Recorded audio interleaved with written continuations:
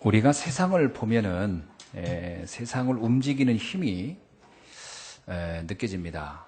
특별히 사람들은 쉽게 생각하기를 세상을 힘 있는 사람들이, 성공한 사람들이 움직이는 것일 것이다 라고 생각을 하지요.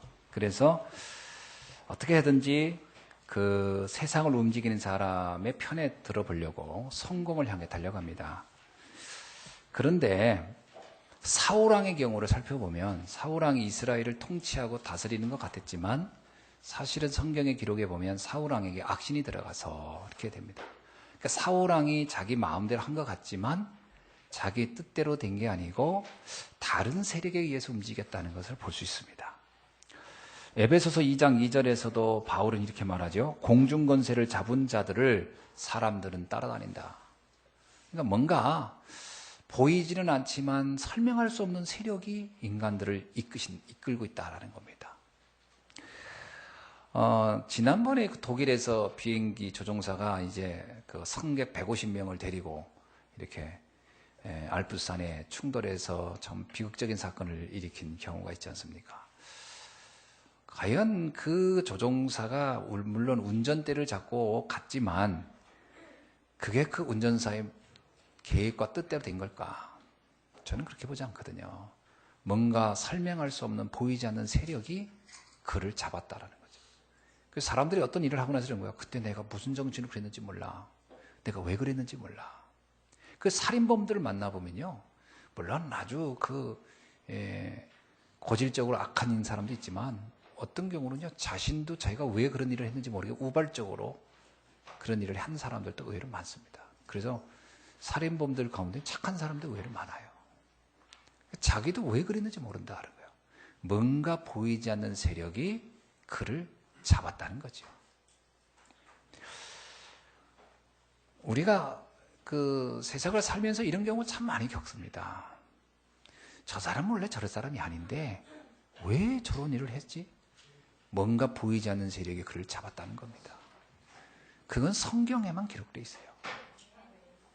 예수님 당시에도요, 몇몇 권력자들이 예수님을 십자가에 여론을 조작해서 단 거로 이렇게 볼 수는 있습니다. 표면적인 건 그래요.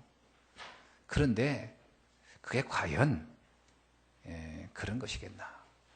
예수님을 판 가룟 유다를 성경은 뭐라고 했냐면 요한복음 13장 2절에 가룟 유다의 마음을 마귀가 이미 장악했다. 이렇게 설명하고 있습니다. 이미 그 마음속에 마귀가 들어가 있었다는 거예요. 그러니까 가룟 유다가 자기 뜻으로 한 게 아니고 보이지 않는 세력에 잡혀서 한 것이다. 이렇게 성경은 말하고 있는 거거든요. 로마서 8장 19절에도 이런 말씀이 있어요. 피조물들이 허무한데 굴복하는 것은 자기의 뜻이 아니요. 그렇습니다. 사람이 허무하고 쓸데없는 데 한 게 자기 뜻이겠냐. 어떤 사람이 도박을 해가지고 다 잃었습니다. 근데요, 자녀들이 갖다 내야 할 등록금까지 갖다가 그거 해서 또 다 날리고 뭐 이런 경우도 있거든요. 이 사람이 알아요. 자기가 왜 이러는지, 내가 왜 이러는지 모르겠다는 거예요. 잡힌 거지요. 잡힌 겁니다. 자기가 자기 마음대로 하는 것 같지만 아닙니다. 보이지 않는 세력이 그를 잡은 거지요. 그래서 피조물이 허무한데 굴복하는 것은 자기의 뜻이 아니에요. 오직 굴복해 하는 이가 있다. 굴복해 하는 이가 있어요, 따로. 이 존재를 성경에서만 말하고 있습니다.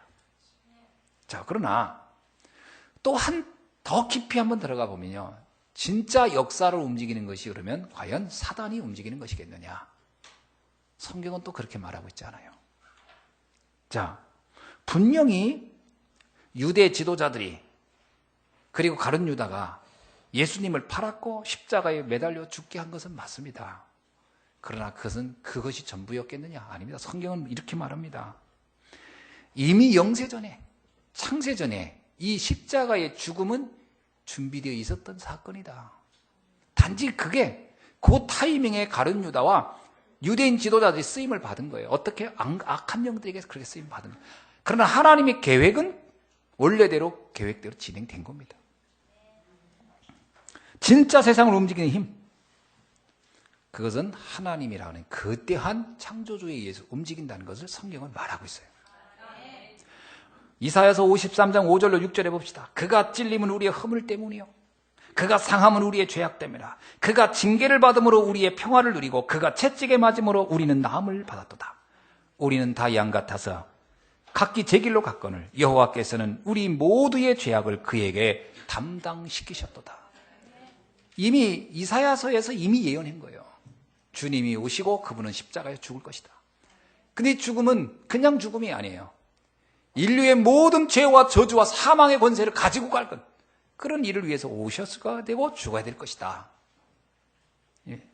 그러고 보면 이 땅의 모든 일들은 더 깊숙이 들어가 보면 하나님의 절대적 계획 속에서 진행되고 있는 일이라는 것입니다.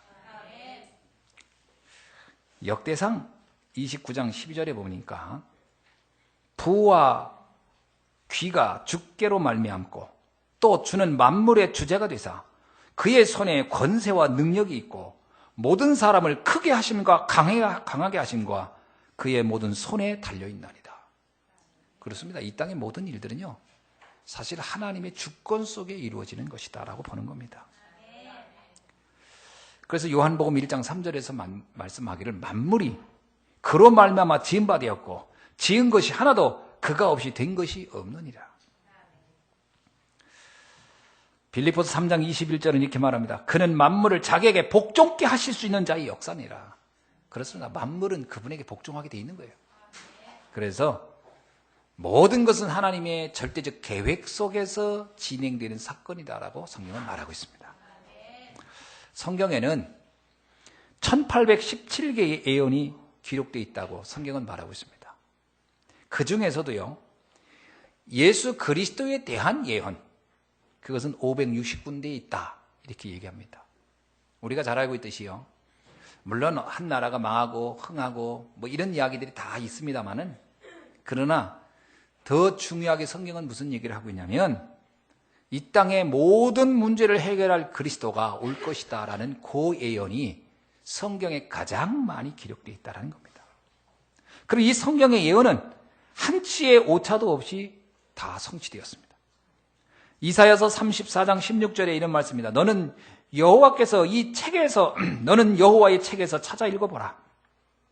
이것들 가운데 빠진 것이 하나도 없고 제짝이 없는 것이 없으니 이는 여호와의 입이 이를 명령하셨고 그의 영이 이것들을 모으셨음이니라. 성경에 기록된 모든 내용은 정확하게 하나님의 계획 속에서 이루어진 것이라고 성경은 말하고 있습니다. 자, 그런 중에 예수님의 죽음과 부활, 아까도 제가 이사야서를 통해 읽어드렸습니다만 이것도 아주 정확하게 예언되어 있던 사건이죠. 그러면 왜 예수님은 이렇게 예언대로 오시며 예언대로 죽으시고 예언대로 부활했을까? 이런 예언의 궁극적 목적은 뭘까? 이 땅에 수많은 사람들이 오고 가겠지만 그 많고 많은 사람들 가운데 오직 그리스도는 한 분이고 바로 예수가 그리스도라고 하는 것을 입증하기 위하여 예언이 기록되어 있는 것입니다. 예언을 기록한 목적은 뭐냐면 이 예언대로 오는 분만 그리스도라는 거예요. 우리나라에도요, 자칭 그리스도가 굉장히 많습니다. 내가 그리스도다, 내가 메시아다, 이런 사람이 너무 많아요. 요즘은 뭐 사회적으로 너무 혼란하게 하는 신천지도 다 자칭 그리스도예요. 자기가 메시아고 자기가 뭐 보혜사고. 근데 이게 우리나라만 있는 게 아닙니다. 이게 남미에도 있고요, 저 러시아도 있고요, 유럽에도 이런 사람이 많아요. 그래서 전 세계에 자칭 메시아가 굉장히 많아요. 그 얼마 전에 미국에서 자칭 메시아라고 했다고 오래전이죠. 그래가지고 그 남미를 끌고 가가지고 다 자살하게 만든, 모두 다 학살하고 했던 그 사건이 있었잖아요. 인민사원 사건, 대사건. 그게 다 자기 자칭 메시아라고 했던 사람들이에요. 근데 그 사람들이 메시아가 아닌 이유, 성경대로 예언된 대로 오질 않았고, 예언대로 살지 않았고, 예언대로 죽지 않고, 예언대로 부활하지 않았어요. 성경의 예언과 하나도 안 맞아요. 그렇기 때문에 메시아가 될 수가 없는 거거든요. 성경에는 예수님의 예언에 대해서 아주 정확하게 기록되어 있습니다. 이사야 9장 6절로 7절에 보면 그리스도는 어린아이로 오겠지만 그는 전능하신 하나님이고 영존하는 하나님이라는 거예요. 영원전부터 있었던 분이라. 그래서 그는 어떻다? 인간이 할 수 없는 능력을 보여줄 것이다. 그렇습니다. 예수님만 그리스도이기 때문에 인간이 할 수 없는 일을 하는 겁니다. 전에 제가 어떤 청년이 저한테 묻더라고요. 목사님, 예수님이 무리를 걸은 걸 믿으세요? 예수님이 오병이어의 기적을 행한 걸 목사님 생각으로 믿어집니까? 예수님이 죽은 나사로 살렸다는데 그게 정말 믿어집니까? 그리고 저한테 묻더라고요. 그럼 내가 그랬어요. 믿지. 그게 어떻게 믿어집니까? 나한테 그러더라고요. 예수가 인간이면 할 수 없지. 예수가 인간이면 믿지 않지, 나도. 근데 예수가 그리스도기 때문에 가능한 거예요. 예수는 하나님이십니다. 그는 본체 하나님과 동등한 분이었어요. 하나님의 몸으로 가지고 계셨다가 이 땅에 인간의 몸으로 입고 오신 분이에요. 성경이 그걸 말하고 있어요. 하나님이 인간으로 오셨다는 거예요. 말씀이 육신이 되어 우리 가운데 거하셨다는 거예요. 그리스도란 말이 뭡니까? 그리스도란 말은 인간의 모든 저주와 재앙과 지옥의 심판을 해결할 분으로 온다는 말이거든요. 그리스도란 말 속에는 해방자, 구원자, 해결자라는 뜻이 있는 거거든요. 그래서 예수님이 그리스도가 아니라면 그런 평범하게 훌륭하게 인격적으로 살다 갔겠지. 4대 성인 중에 한 분이 아닙니다. 소크라테스나 마호메드나 공자나 이런 분은 훌륭한 분들이에요. 인류에 많은 기여를 한 분들입니다. 그러나 그들은 평범한 인간이에요. 그러나 예수는 인간이 아닙니다. 그분은 그리스도예요. 내가 예수님이 평범한 훌륭한 인격자의 랍비어 선생이었다면 나는 그분을 절대 믿지 않지요. 그냥 존경만 할 뿐이지. 그러나 나는 그분을 믿는다. 왜? 그분이 그리스도이기 때문에. 근데 그 그리스도인 증거가 있어요. 성경에는 그분의 모든 과정이 예언되어 있는 대로 왔어요. 미가서 5장 2절에 보니까 그리스도는 베들레헴 에브라다에 탄생할 것이다. 이렇게 나옵니다.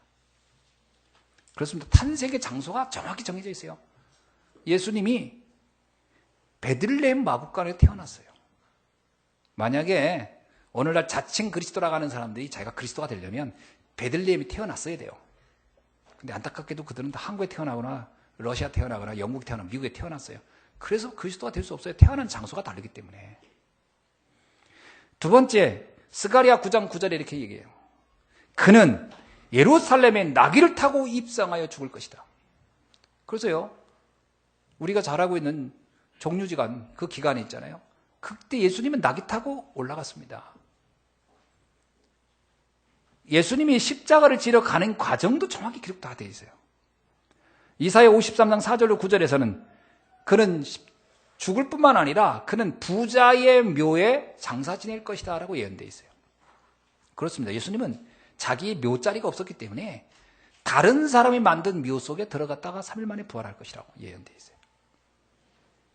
시편 22편 16절로 18절에 보면 예수님이 십자가에서 죽은 이후에 어떤 일이 일어난지도 설명하고 있어요.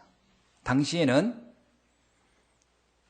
죄인이 십자가에 달려 죽게 되면 그 로마법에 의하면 그 사람이 이제 양쪽 손과 발에 못을 박혀서 죽지 않겠습니까? 죽게 되면은 이 사람을 그냥 다른 방법으로 죽이지 않고 그냥 달려서 죽이는 거예요. 그래서 오래 걸려요. 이 사람이 죽는 동안에. 일단은 탈수 현상이 나오겠죠. 그럼 나중에 이 사람이 죽었는지 안 죽었는지를 확인하려면 발의 뼈를 확 꺾어버립니다. 그래서 딱 꺾었는데 꿈틀한다. 그러면 아직 덜 죽었구나. 더 놔둬요. 근데 딱 꺾었는데 아무런 반응이 없다. 그러면 죽었구나. 그래서 십자가에서 내려서 장사를 지내게 했습니다. 근데 성경에 보니까 예수님은 다리에 뼈를 꺾지 않았다 그랬어요. 이미 먼저 죽었기 때문에. 성경에 그게 나와요. 시편 22편에. 그리고 요한복음 19장 36절에도 예수의 발에 뼈를 꺾지 않았도다. 왜? 예언대로. 그리고 예수님은요, 그가 입었던 겉옷을 군인들이 제비 뽑아서 가져갈 것이다. 그것도 예언돼 있어요. 그러니까 예수님이 그리스도의 조건이 구약 성경에 된 예언 그대로를 오셨고 그대로를 살다가 그대로 죽으신 거예요. 그래야 예수가 그래서 그리스도는 한 분밖에 없는 거예요. 오늘 많은 사람들이 너도 그리스도 나도 그리스도 하는데 그 그리스도가 되려면 이 조건을 다 맞춰야 돼요.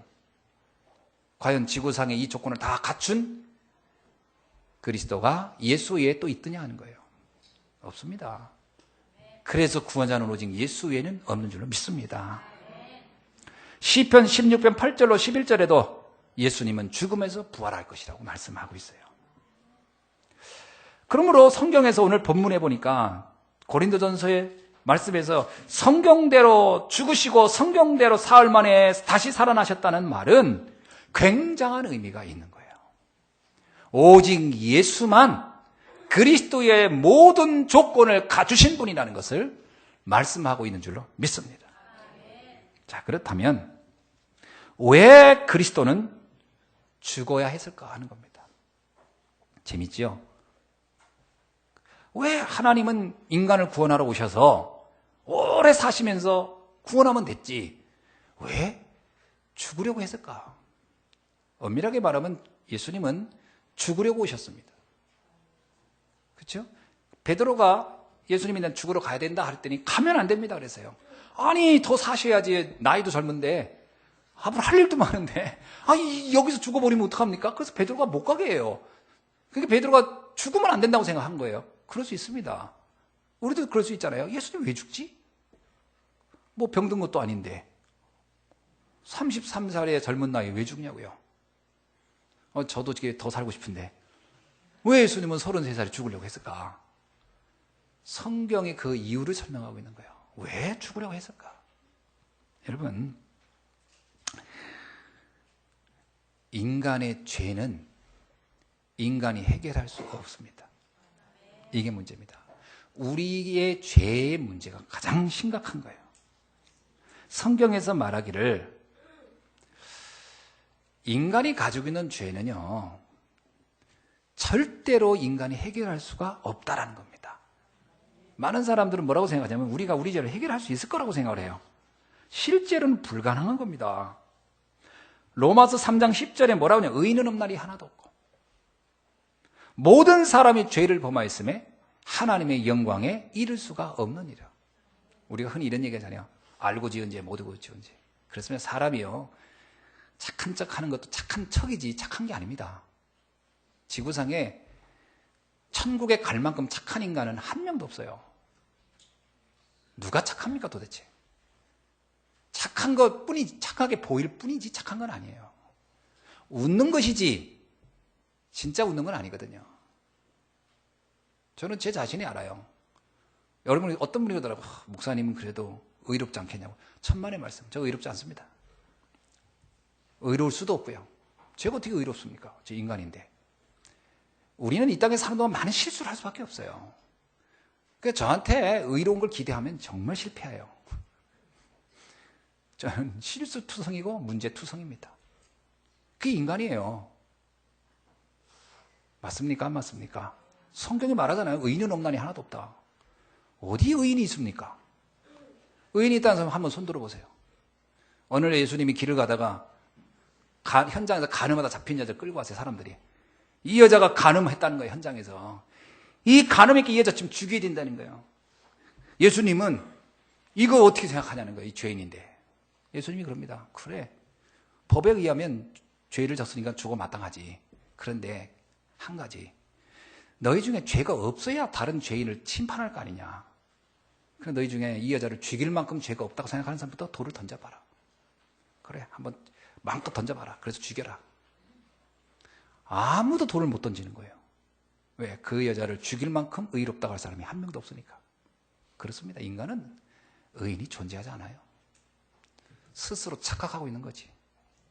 진짜 내 내면으로 들어가 보세요. 무슨 생각하고 있는지. 그래서 성경이 뭐라고 합니까? 생각하는 것이 악하고 계획하는 것이 악하다 그러잖아요. 심히 부패한 것은 사람의 마음이니라. 사람 마음만큼 부패한 게 없다 그러잖아요. 인정하십니까? 전 동의해요. 이것을 과연 내가 해결할 수 있겠냐는 거예요. 내가 해결 못합니다.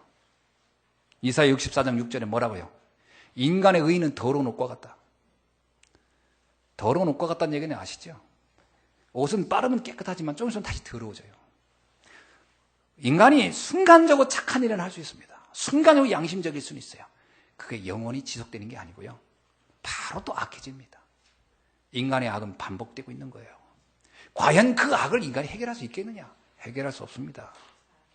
그래서 하나님만 이걸 해결할 수 있다는 거예요. 여러분, 인간이 이해되어야 그리스도가 이해돼요. 난 그리스도 필요 없다. 그 사람은 인간 이해를 아직 못한 거예요. 난 그리스도 필요 없이 살 수 있다. 그게 엄청 착각하고 있는 거예요. 그게 굉장히 교만한 거예요. 그냥 불신자를 보면서요, 세상적으로 아무리 겸손하면 뭐합니까? 난 그리스도 없이도 살아요. 그것이 세상에서 가장 악하고 가장 교만한 거예요. 어찌 인간이 하나님 없이 살 수 있다고 말입니까? 하나님 없이 살 수 있는 인간이 지구상에 존재할 수 있겠냐는 거예요. 존재할 수 없습니다. 그 죄는 해결할 수 없어요. 그래서 하나님이 오신 겁니다. 해결할, 그게 그리스도예요. 왜 그리스도가 오셨냐? 인간의 죄 때문에. 근데 오셔서 어떻게 이 문제를 해결하냐는 거예요. 우리는 보통 이럽니다. 네 죄 있지? 그럼 네가 해결해. 그래서 만든 게 교도소예요. 너 죄 있지? 그럼 네가 책임지고 네가 돈으로 갚든지 네가 몸을 바치든지 어떻게 해. 근데 이게요, 해결이 안 돼요, 이게. 인간의 죄는 인간이 해결할 수 없다는 것을 하나님이 더 잘 알아요. 나 스스로도 해결할 수 없고 누가 해결해 줄 수도 없어요. 하나님만 해결해 줄 수 있습니다. 그 해결의 방법이 뭐냐? 하나님이 우리의 죄를 가지고 대신 죽어주는 거예요. 그게 대속입니다. 자, 근데 이게요, 굉장히 이해가 어려운 거예요. 하나님이 나를 대신해서 죽는다. 말이야 쉽지만 이게 이해되냐고요. 이해가 안 돼요. 사람들이. 이해가 안 되니까 하나님이 그걸 이해시키기 위해서 성경의 수만 가지의 사건을 통하여 대속이라는 걸 설명하고 있는 겁니다. 대표적인 게 뭐냐? 아담과 하와가 죄 지었을 때 하나님께서요, 그 죄를 징벌하지 않아요. 징벌하지 않고 그들을 살리되 대신 양을 잡아 그의 가죽 옷을 입혀주고 보냅니다. 그 양이 대신 죽고 아담과 하와는 사는 거예요. 내가 너에게 베푸는 게 이거다. 너희를 죽일 수 있지만 너는 하나님이 형상대로 창조됐기 때문에 널 죽일 수가 없어. 난 널 살려야 되겠어. 그런데 너의 죄는 있지. 그 죄는 누군가가 대신 감당해야 되는데, 그래서 저 양을 잡아서 너의 죄를 거기다 대속시키고 넌 살려줄게. 그게 계속 그 사건입니다. 또 하나, 여러분 잘 알고 있듯이요, 성경에 보면 출애굽기에 이스라엘 백성이, 이삭 이야기도 마찬가지죠. 이삭이 모리아산에서 죽어야 되는데 그 이삭을 대신해 순양이 대신 죽습니다. 그때 이삭이 깨달아요. 내가 죽어야 되는데 나를 대신해서 양이 나를 살렸구나. 그게 대속이라는 것을 설명하기 위한 사건입니다. 이스라엘 백성이 출애굽을 해야 돼요. 근데 그들의 힘으로는 출애굽을 한 발짝도 할 수가 없는 겁니다. 어떻게 그들이 바로왕과 싸워 이겨서 나옵니까? 그래서 하나님이 모세에게 굉장히 특이한 것을 하나 지시합니다. 양을 잡아서 그 양의 피를 문설주에 발라라. 그러면 바로왕이 쩔쩔매고 너희를 보내줄 것이다. 그 얘기가 무슨 얘기죠? 인간의 죄를 대속할 그리스도를 설명하기 위해서 그 사건을 일으킨 겁니다. 노뱀 사건도 아시죠? 이스라엘 백성이 광야를 가다가 뱀에게 물려서 다 전멸하게 생겼어요. 근데 하나님이 그 뱀에 물린 사람을 해결하는 방법으로 어떤 약을 만들어 주지 아니하고 저 뱀과 똑같이 노수로 뱀을 하나 만들어 장대에 매달아 높게 매달아, 그리고 사람들에게 말하라. 저것을 바라보면 나으리라고. 얼마나 특별한 방법입니까? 장대를 매달아 높은 곳에 매달아 놓고 사람들에게 말합니다. 바라보라. 사람들이 그냥 바라봤더니 나았어요. 그럼 그 얘기는 뭐지요? 장대에 매달려 있는 그리스도를 상징하는 겁니다. 이 얘기는 성경에 계속 흐르는 얘기예요. 그리고 6월절 절기를 만들어서 매년마다 양을 잡아서 너희의 죄를 대속하는 대속 제물을 계속 드려라. 그거 왜 그렇게 시켰습니까? 그 번거롭게. 얼마나 번거롭습니까? 맨날 양 잡아서 예배 드려야 되는데. 근데 그걸 한 이유가 있어요. 너희들이 이제 더 이상 양을 잡지 않아도 될 인류의 모든 죄와 저주를 단번에 영원히 해결할 대속 제물이 될 그리스도가 올 것이라는 거예요. 그거를 설명시키기 위해서 수년간, 수천 년간을 양을 잡게 만든 거예요. 그거를 잊지 말라고. 어느 날 예수님이 오셨습니다. 이제 내가 너희의 모든 죄를 대속하기 위해서 내가 산 제물이 되어 죽어야 되겠다. 그런데도요, 그렇게 성경에 기록되어 있었고 그 성경의 기록을 예수님이 제자들에게 설명하고, 그래서 내가 죽어야 돼. 그래야 너희들이 사는 거야 라고 했는데 제자들이 뭐라고요? 죽으면 안 됩니다. 그랬어요. 그만큼 어려운 거예요. 이해가 어려운 거예요. 대속이라는 게 그만큼 어려운 겁니다. 그러나 인간의 죄가 이해되면 대속이 이해돼요. 베드로가요, 나중에 그러지 않습니까? 주님이 죽으심을 감사한다고요. 나를 위해 죽어주심이 고맙다고요. 대속이 이해된다는 건 나의 죄가 이해됐다는 거예요. 인간이 이해됐다는 거예요. 여러분, 왜 그리스도가 안 믿어지는지 아십니까? 인간이 이해가 안 돼서 그래요. 많이 배우죠.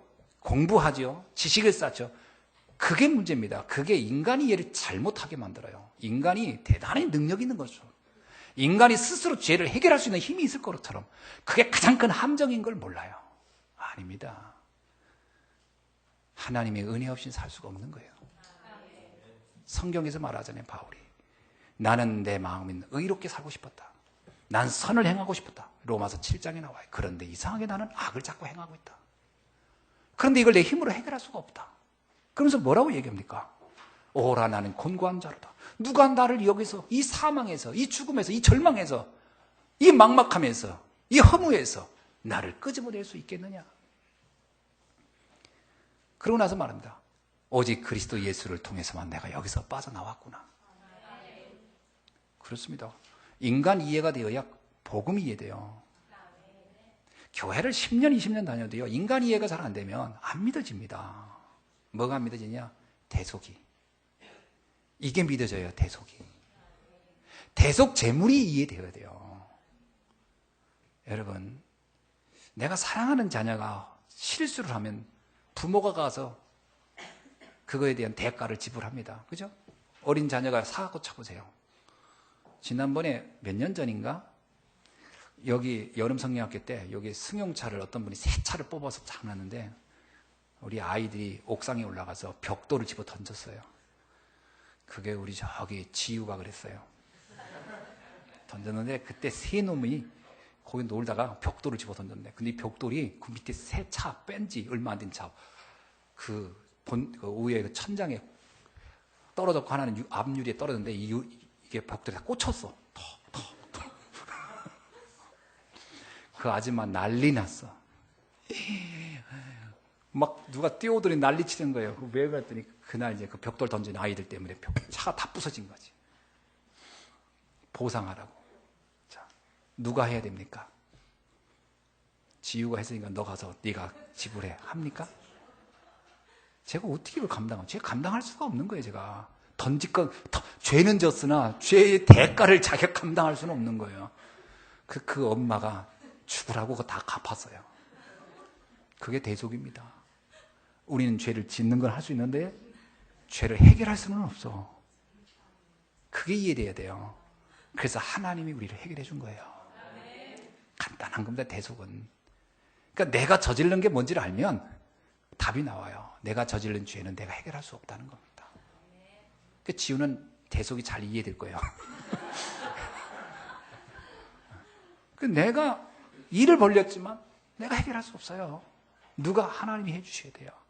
우리가 지은 죄요. 성경에 나오잖아요. 어떤 사람이 나는 죄를 안 졌습니다. 그래요. 왜 안 졌냐 했더니 저 사람은 간음하고 이 사람은 뭐 했고 막 얘기합니다. 예수님이 이럽니다. 그래? 네가 죄를 안 졌다고? 여자를 보고 음욕을 품은 것도 간음한 거다. 단지 간음을 행동으로 옮긴 자와 행동으로 옮기지 않은 자의 차이다. 네가 살인을 안 했다고? 네가 형제를 놓고 내 저놈 죽였으면 좋겠다. 마음 먹었다면 너는 이미 살인한 거다. 그는 살인을 행동에 옮긴 것이고 너는 행동에 옮기지 않은 것뿐이다. 자, 이렇게 치면 간음하지 않은 남자, 살인하지 않은 인간 거의 없을 거라는 거예요. 무슨 얘기입니까? 다 인간은 죄인이라는 거예요. 그걸 설명하기 위한 거예요. 그렇다면 그걸 내가 해결할 수 있겠냐는 거예요. 해결할 수 없다. 나는 여러분 내가 사람을 속일 수는 있으나 자기도 속일 수 없고 하나님도 속일 수가 없어요. 그래서 그리스도가 필요한 겁니다. 이게 이해돼야 돼요. 그리스도가 왜 필요한지 내게. 여러분 그리스도의 은혜를 풍성히 누리길 주의 이름으로 축원합니다. 자, 그런데 이 죄의 배후에 누가 있느냐? 이 죄의 배후에는 사단이 있다는 겁니다. 그래서 인간은 죄를 안 지을 수가 없는 거예요. 여러분, 우리는 그러잖아요. 나는 이렇게 안 살 거야. 나는 착하게 살 거야. 나는 선하게 살 거야. 그런데 이미 죄를 짓고 있단 말이죠. 난 다시는 이렇게 안 할 거야. 그런데 어느 날 보면 나는 이미 죄 속에 있단 말이에요. 왜 그렇죠? 아까 설명했죠. 강한 자가 우리를 움직이고 있다는 그 사단의 세력. 그래서 그리스도가 오지 않으면 안 됐던 거예요. 그게 다른 양이 죽어서는 안 된다는 걸 아는 거예요. 그냥 짐승이 죽어서는 해결이 안 돼요. 그건 전부 다 예표였어요. 표시였어요. 하나의 상징. 진짜 그리스도. 하나님 대신 그분이 오셔야만이 사단의 세력을 결박할 수 있다는 것이죠. 요한일서 3장 8절. 하나님의 아들이 나타난 것은 마귀의 일을 멸하려 하심이니라. 마귀는 뭡니까? 죄를 범하는 자마다 마귀에게 속하나니. 그렇습니다. 우리가 죄를 졌다는 것은 이미 마귀에게 잡혀있다는 얘기예요. 그래서 우리가 그걸 해결할 수 없는 거예요. 그래서 하나님이 오셔서, 하나님이 친히 인간의 몸을 입고 오셔서 그리스도가 우리의 모든 죄를 해결해 주셨다는 것입니다. 자, 이것이 그리스도의 죽음의 이유입니다. 그 주님은 십자가에 죽는 순간 다 이루었다 이 말을 했어요. 요한복음 19장 31절. 난 다 이루었다. 이 얘기는 뭡니까? 인류의 모든 죄와 저주를 나는 끝낸 것이다. 이걸 정말 우리가 믿는다면요, 우리는 용서받은 의인이 된 줄로 믿습니다. 그거를 신학적으로 칭의라고 합니다. 칭의. 의인이라고 하나님이 나를 칭해줬다. 정말 여러분이 예수가 그리스도이시고 그분이 십자가에서 나의 죄를 위해서 죽으셨다는 게 믿어진다면, 나의 죄가 이해되고 하나님의 은혜가 이해된다면, 그것이 믿어진다면 그 순간 우리는 의인이 되는 줄로 믿습니다. 의인은 우리가 착하게 살아야 되는 게 아니에요. 열심히 살아야 되는 게 아니에요. 양심적으로 살아야 되는 게 아니에요. 하나님의 은혜로 되는 겁니다. 아멘. 자, 예수가 그리스도가 믿어지십니까? 정말 그리스도가 와야 된다고 믿어지십니까? 그분이 나의 구주가 될 수밖에 없다고 믿어지십니까? 그렇다면 여러분은 용서받은 의인이 된 겁니다. 옆 사람 인사합시다. 당신의 의인됨을 축하합니다.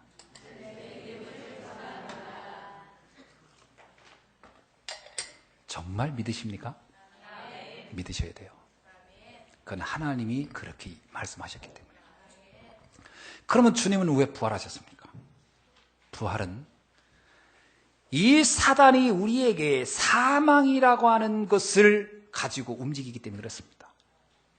히브리서에 뭐라고 나오냐면, 히브리서 2장 14절로 15절에 보니까 죽음을 통하여 죽음의 세력을 잡은 자 곧 마귀를 멸하시려고 왔다. 그러면서 죽기를 무서워함으로 한평생에 종노릇한 자들을 놓아주려 함이라 얘기합니다. 이게 무슨 얘기냐면, 사단이 우리에게 죽음이라는 것을 가지고 구원은 받았음에도 불구하고 끊임없이 이 죽음에 대한 공포와 두려움을 갖고 살도록 만들었다는 거예요. 그래서 세상 사람들은 다 죽음을 제일 무서워합니다. 그렇죠? 죽음을 안 무서워하는 사람 있나요? 우리는 얼마나 죽음을 두려워하냐면, 더워 죽겠네, 추워 죽겠네, 배불러 죽겠네. 하여튼 배만 좀 불러도 죽을 것 같고, 덥기만 해도 죽을 것 같고, 춥기만 해도 죽을 것 같아요. 아이고 얼어 죽겠네. 심지어는 좋아도 죽을 것 같아요. 좋아 죽겠네. 그 너무 웃다가 이거 심장에 문제에서 죽은 사람 있긴 있더라고요. 너무 웃어서. 그러니까 우리는 뭘 해도 다 불안해. 죽을까봐. 그 가끔 그러잖아요. 두통이 조금 오래 가면이잖아요. 혹시나. 목이 아프면 혹시나. 가슴이 조금 가면 혹시나. 뭐와 연결되죠? 죽음과 연결시켜요. 죽진 않을까. 근데 더 놀라운 것은요, 오지도 않았는데 두려워해요. 이러다 나중에 사업이 안 돼가지고 굶어 죽으면 어떡하나. 이렇게 하다가. 그래서 죽음이 나를 덮치기 전에 내가 먼저 죽음을 선택해버리는 거예요. 그게 자살입니다. 무서운 겁니다. 그게. 왜 부모가 멀쩡한 아이 붙잡고 동반 자살하는 줄 아세요? 그 아이 놔두면 걔는 잘 살 거예요. 자기가 가진 이 두려움 때문에. 그 얘도 죽을 거라는 거지. 죽기는 왜 죽습니까? 걔는 잘 살 건데. 본인 죽으려면 본인이나 죽지. 같이 죽어요. 왜냐? 죽음에 대한 공포. 무서운 겁니다, 이게. 죽음에 대한 공포가 얼마나 큰 줄 아세요? 그게 누가 잡고 있냐? 마귀가 잡고 있다는 거예요. 오늘날의 한국 사회가 자살률이 엄청 높습니다. 그 자살의 배후에 누가 있을 것 같아요? 사단이 잡고 있는 거예요. 어떻게 해요? 죽음이 오기 전에 내가 죽음을 선택해보게 하겠다는 거거든요. 이 얼마나 황당한 겁니다. 오지도 않았는데. 이미 오지도 않은 사건인데. 미리 겁을 내고. 저번에 어떤 기사를 보니까 어떤 군인이 제대를 했는데 얼마 있다 자살했어요. 왜냐? 군대 가기 전에 빚이 얼마 있어요? 1,500만 원인가. 제대하고 나서 뭐 짜장면 배달하고 뭐 하고 갚아보려고 했는데 잘 안 갚아줬대. 그 자살했어요. 나 그 얘기 보면서 기가 막혔어요.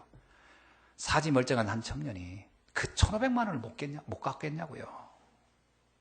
근데 자기는 못 갚을 것이라고 생각을 하고 죽어버린 거예요. 이게 공포입니다. 공포. 실제 죽음이 왔기 때문이 아니고 죽음에 대한 공포가 문제예요. 뭐라고 합니까? 히브리서 2장 14절로 15절에서 죽기를 무서워하는 자들인데 평생을 종노릇하며 살도록 만들었다는 게 누가요? 사단이. 그래서 주님이 오셔서 부활로 이 사단의 세력인 사망을 붙잡고 있는 세력이 아무것도 아님을 우리에게 보여준 줄로 믿습니다. 그래서 예수님은요, 한 번도 죽음이란 단어를 쓴 적이 없어요. 성경 읽어보세요. 복음서에. 예수님은 한 번도 죽음이다 이 단어를 쓴 적이 없어요. 나인성 과부의 아들이 죽었다고 사람들이 난리칩니다. 뭐라고 합니까? 나 죽은 게 아니고 자는 거다. 그는 자는 거다. 나는 그를 잠을 깨우러 올 것이다. 난리다큼 일어나라 아이야. 여러분, 죽음에 대한 공포를 버리기 바랍니다. 나사로를 보고 말한다. 나사로야 일어나 나오라. 사람들은 나사로가 죽었기 때문에 못 일어난다고 생각. 아닙니다. 나는 그를 살릴 수 있다. 나사로야 일어나 나오라. 주님은 부활의 첫 열매이십니다. 우리의 모든 사망의 권세, 두려움을 다 주님은 가져가신 줄 믿습니다. 주님 뭐라고 합니까? 내가 부활했으므로 너희도 부활했고 너희도 아무것도 두려워하지 말라. 주님은 우리에게 영원한 생명을 주신 줄 믿습니다. 예수님이 말합니다. 내가 부활이요 생명이니 나를 믿는 자는 죽어도 살겠고 무릇 살아서 믿는 자는 영원히 죽지 아니하리라. 여러분, 우리는 영원히 사는 사람입니다. 어떻게 해요? 영원한 생명을 가졌기 때문에. 우리의 육신은 썩어질 것이지만 우리의 영은 새로워질 것입니다. 우린 영원한 천국이 보장된 것입니다. 이게 부활이 갖는 어마어마한 비밀이에요. 그러면 이 땅에서 어떻게 사느냐? 두려울 거 없이 당당하게 살라는 겁니다. 염려하지 말고 살라는 거예요. 진짜 하나님을 바라보고 살라는 거면 하나님이 모든 것을 너의 필요를 공급하고 채워주시리라. 여러분, 내가 제일 안타까운 게 뭐냐면 두려움 속에 있는 사람들이에요. 표현은 안 합니다. 그러나 삶의 패턴을 보면 두려워 있다는 걸 알아요. 전전긍긍합니다. 이렇게 안 하면 어떻게 하더라 잘만. 왜 그렇게 삽니까? 하나님의 자녀가. 그래가지고 어떻게 세상을 살리고 그들을 어떻게 이끌어가고 그들을 도와주겠습니까? 이미 나는 두려움에 잡혀 있는 거예요. 여기서 벗어나야 됩니다. 무릇 살아도 영원히 죽지 아니하리라. 부활이요 생명이신 그분이 나와 함께하면 아무것도 염려할 게 없다. 아멘. 여러분, 계시록 20장 6절에 이런 말씀이 있습니다.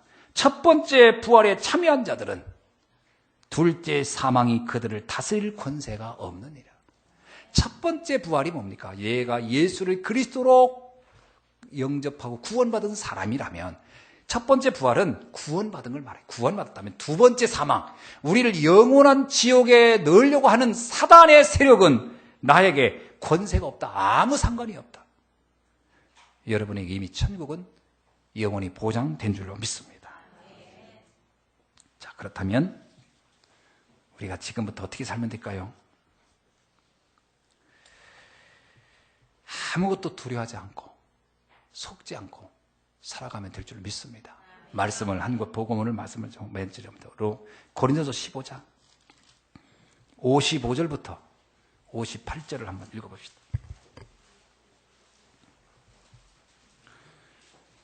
사망아 너의 승리가 어디 있느냐? 그렇습니다. 사망은 우리를 이길 수가 없습니다. 아멘. 사망은 여러분을 이길 수가 없어요. 여러분은 하나님의 자녀요, 영원한 생명을 가진 하나님의 권속이에요. 천국의 백성이기 때문에 사망은 우리를 이길 수 없습니다. 사망아, 너의 승리가 어디냐? 사망은 승리할 수 없습니다. 두 번째, 사망아, 네가 쏘는 것이 어디 있느냐? 사망은 우리를 죽음으로, 우리를 공포로 이끌어갈 수 없을 것이다. 사망이 말하는, 죽음이 말하는, 사단이 말하는 그 죽음은 우리에게는 아무런 효용이 없어요. 뭐라고 합니까? 사망이 쏘는 것이 뭐라고 했냐? 그것이 죄요, 죄의 권능은 율법이라. 율법이 뭡니까? 자꾸 너는 죄가 많아, 너는 허물이 많아, 그래서 넌 용서받을 수 없어, 용서받을 수 없으면 넌 지옥 가야 돼, 지옥 가는 건 넌 정한 이치야, 이렇게 말할 거랍니다. 로마서 8장에도 누가 너를 정죄하리요? 너를 의롭다 하시는 이는 하나님이시니 너를 아무도 죄인이라고 말할 수 없을 것이다. 여러분, 율법은 자꾸 우리를 허물을 들춰내고요, 자꾸 부족을 들춰내가지고 공포감에 빠지게 하고 두려움에 빠지게 하고 죄책감에 빠지게 하는데 아니라는 거예요. 사단은 우리를 쏠 무기가 없다는 겁니다. 주께서 율법을 폐하셨고 주께서 율법을 완성하셨기 때문에 더 이상 율법적인 삶은 우리에게 문제가 되지 않는 줄로 믿습니다. 여러분, 실수할 수는 있으나 그것 때문에 지옥에 가지는 않습니다. 실수할 수 있으나 그것 때문에 사망에 이르지는 않습니다. 왜냐하면 하나님의 은혜가 우리의 실수보다 크기 때문에요. 사망은 쏠 무기가 없다. 사단은 더 이상 우리를 협박할 무기가 없는 겁니다. 그 다음에 뭐라고 합니까? 57절이니까 우리 주 예수 그리스도로 말미암아 우리에게 승리를 주시는 하나님께 감사하노라. 예수 그리스도를 붙잡고 있는 한 우리의 인생은 승리하게 되는 줄로 믿습니다. 58절에 봅시다. 그러므로 내 사랑하는 형제들아, 견실하며 흔들리지 말라. 속지 마세요. 여러분, 주의 말씀에 여러분의 영혼을 집중시키고 여러분의 시선을 집중시키고 마음을 집중시키고 오늘 주신 말씀을 언약으로 붙잡고 사세요. 사람들의 말하는 이야기에 흔들리지 마시기 바랍니다. 자꾸 사람들은 너는 연약하다, 너는 안 된다, 너는 큰일 났다. 세상 사람들의 이야기는 하나같이 두려움과 공포를 만들어내요. 거기다 내가 두려워하지 않으면요, 막 흔듭니다. 같이 하자고. 나도 염려하네, 넌 왜 안 하냐고. 염려를 같이 해줘야 좋아하거든요. 그거 흔들리지 마세요. 제 가까운 사람들이 저한테 가끔 전화해가지고 어떡하냐고, 이거 어떡하냐고 그래요. 그러면 어떡하긴 뭐를 괜찮지, 아무렇지도 않아요. 그러면 어떻게 아무렇지도 않냐고 너는. 그런 얘기를 하거든요. 그게 문제 아니냐고. 아니, 문제 안 돼요. 왜 그게 문제 안 되냐고. 자꾸 문제를 만들고 그 속에 들어가고 싶어 해요. 같이. 그것도 혼자 들어가거나 하지. 꼭 또 끌고 들어가려고. 속지 마세요. 흔들리지 않기를 주의 이름으로 축원합니다. 주의 일에 더욱 힘쓰는 자가 되라. 아멘. 여러분, 주의 일이 뭡니까? 뭐가 주의 일입니까? 사람들이 주의 일 하면 여러 가지를 말하겠지만 이 시대의 주의 일은 딱 하나밖에 없어요. 교회 살리는 일입니다. 노아 시대는 주의 일이 방주 만드는 거예요. 다윗 왕 시대는 주의 일이 성전 세우는 거예요. 바울 시대는 주의 일이 곳곳에서 교회를 세우는 거예요. 지금 주의 일은 죽어가는 교회를 살리는 거예요. 지금 교회를 또 세우는 게 문제가 아니라 죽어가는 교회 세워내야 돼요. 한국교회, 세계교회 다 죽어가고 있어요. 교회 가보세요. 도대체 교회가 이게 무슨 자선사업단체인지, 이게 무슨 사회봉사단체인지, 무슨 이게 무슨 학교 교훈 장소인지, 무슨 인격 수양소인지, 영적인 대화를, 영적인 메시지는 들을 수가 없단 말이에요. 왜 그러냐? 어느 날부터 교회는 영적인 걸 다 상실해버렸어요. 그리스도를 말하지 않아요. 착하게 살라고만 해요. 그러면 착하게 맨날 그러고 있단 말이에요. 그게 율법주의예요. 그게 유대교예요. 그게 바로 우리의 오랜 유교예요. 유교가 교회 다 들어가지고 교회를 다 망쳐버렸어요. 교회는 착하게 사는 게 목적이 아닙니다. 하나님의 뜻대로 살다 가는 거지. 영원한 생명을 얻고 가는 것이지. 착한 게 목적이 아니에요. 제발적으로 착하게 얘기하지 마세요. 여러분만은. 그러면 악하게 살란 말이냐? 아닙니다. 하나님의 은혜가 깨달아지고 내가 구원받은 감격이 있으면요, 하나님의 뜻을 의하여 때로는 절제하고 겸손하고 양보하고 다 하는 거지. 그것은 우리의 목적이 아닙니다. 여러분, 의사가 환자가 딱 왔어요. 그럼 그 환자를 놓고 여보, 당신은 좀 이 약 좀 드세요. 이렇게 환자 마음을 이렇게 편안하게 해줍니다. 그거는 의사의 목적이 아니에요. 의사의 목적은 그렇게 해서 이 사람이 치료받기를 원하는 거예요. 어떤 사람이 그럽니다. 병원 갔더니 의사가 좀 거칠다고. 그래서 치료를 안 받겠다는 거예요. 의사가 기분 나쁘게 해서. 기분 나쁘게 하는 의사인데 잘 고치는 의사가 있고요. 너무 친절한데 못 고치는 의사가 있어요. 여러분 누구한테 갈래요? 누구한테 갈래요? 그거 물어보나 많아요. 목적은 치유에 있는 것이지 인격에 있는 게 아니에요. 우리가 신앙생활을 잘못하면 그런 식으로 한단 말이에요. 주의 일, 교회 살리는 일에 여러분 집중하기를 주님 축원합니다. 교회 살려야 돼요. 누가 살려야 됩니까? 저와 여러분이 살려야 돼요. 지금 교회가 다 무너졌어요. 복음이 없습니다. 사람들이 예수 그리스도를 말하지만 진정한 예수 그리스도가 있는지 알 수가 없어요. 영적으로 다 시달리고 있고 조금만 문제면 다 무너지고 있는 시대가 이 시대예요. 교회 살려야 됩니다. 이 일에 여러분이 어떻게 한다고? 힘쓰라는 거예요. 여러분, 우리 렘넌트들이 공부해서 성공해야 합니다. 성공해야지 돈도 많이 벌어야 돼요. 그걸 어디다 써야 될까? 교회 살리는 일에.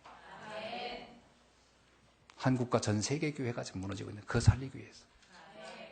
우리가 왜 후대들을 키웁니까? 그들이 또 다른 다음 세대의 교회를 살려야 되니까. 그 일을 이어갈 사람들을 세워놓는 거예요.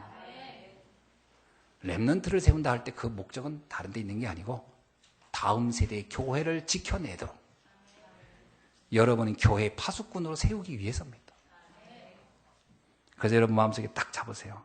내가 난 11조만으로도 나는 우리 교회가 든든히 서갈 수 있도록, 내가 낸 선교 헌금만으로 전 세계 모든 선교 현장의 교회들이 든든히 서갈 수 있도록, 내가 낸 건축 헌금만으로도 교회들의 복음을 전하는 교회들이 든든히 서갈 수 있는 교회를 세우겠다. 이런 마음을 가지고 거기에 내가 도전하겠다. 아멘. 그래서 좀 우리 교회 재벌도 좀 나왔으면 좋겠어요. 선호야, 재벌이 좀 되거라. 아멘.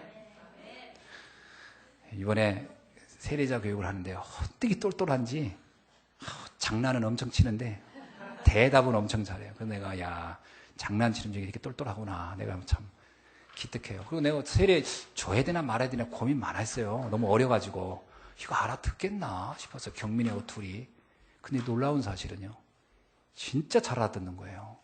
근데 내가 확신을 가졌어요. 하나님이 이렇게 또 세례 받을 때가 되니까 다 영적으로 열어주시는구나. 얼마나 감사했는지 몰라요. 자, 말씀을 했습니다. 여러분의 수고는 헛되지 않을 것이다.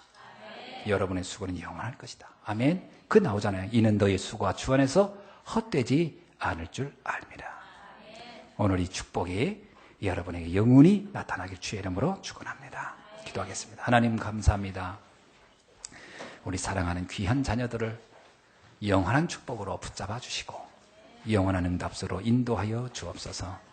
살아계신 주 예수 그리스도의 이름으로 기도하옵나이다. 아멘.